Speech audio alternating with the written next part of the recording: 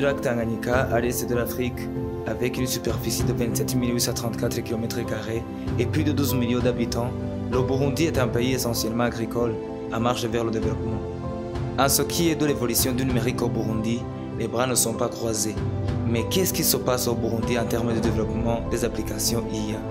À quel stade le Burundi s'estime-t-il arrivé? Selon Olivier Kadodoa, conseiller spécialiste des technologies de l'information au sein du ministère ayant été ici en ses attributions, l'intelligence artificielle est au stade embryonnaire. On ne peut pas parler du développement de l'intelligence artificielle au Burundi, à part quelques startups ou quelques incubateurs qui se sont lancés justement dans ce domaine. Ici, je citerai par exemple Mediabox, avec qui nous sommes en partenariat, GitHub.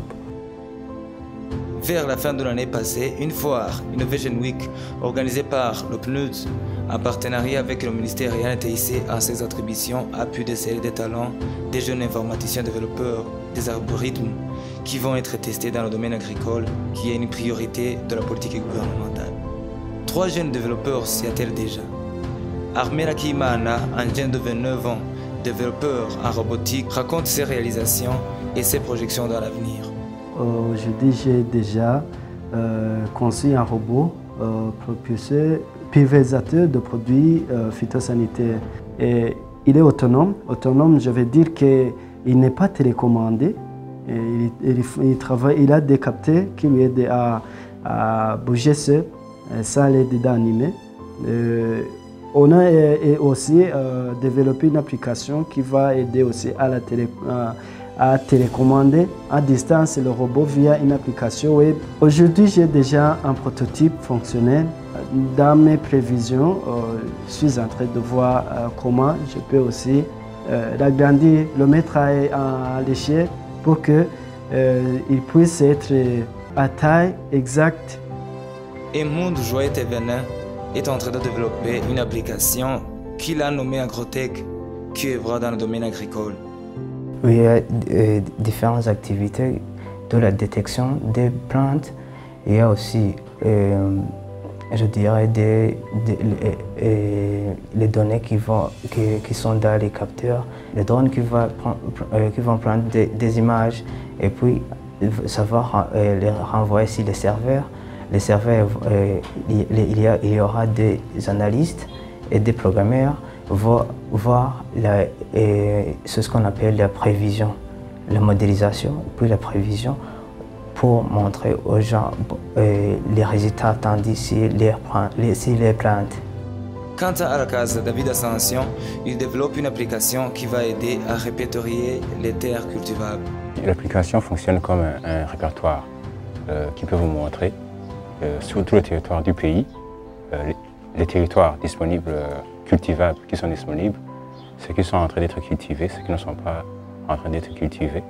Comme elles sont encore au stade de start-up, ces innovations en intelligence artificielle rencontrent pas mal de défis. Le premier défi que je peux dire, c'est le défi des moyens, financiers. D'autres défis, c'est le défi lié aux outils. Les outils, dans le pays, il y a peu de ressources en matière de machinerie. Les 3 jeunes développeurs des applications IA lancent un appel au gouvernement et aux autres personnes physiques ou morales de soutenir les innovations. La facilitation d'importation des outils et équipements et aussi un soutien aux chercheurs.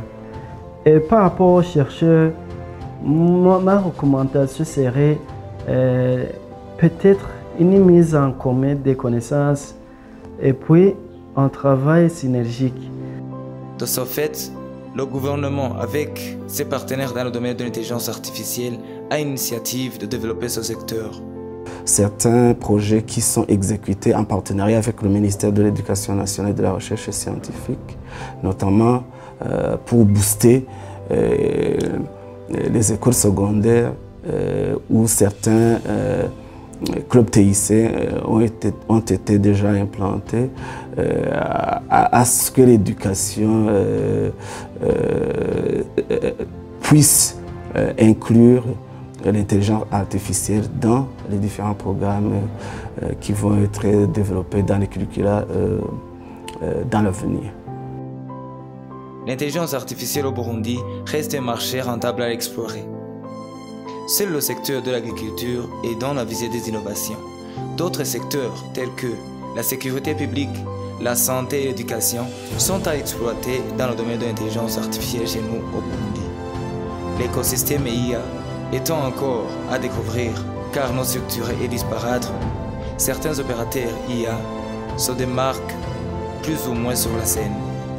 La journée intitulée Ingerebusi Day, organisée par la présidence de la République en date du 10 février à Bujumbura, a pu mettre en évidence une réalité de l'intelligence artificielle au Burundi, encore naissante, mais dont la croissance est prometteuse si l'on considère l'appui politique exprimé ce jour-là par le chef d'État burundais.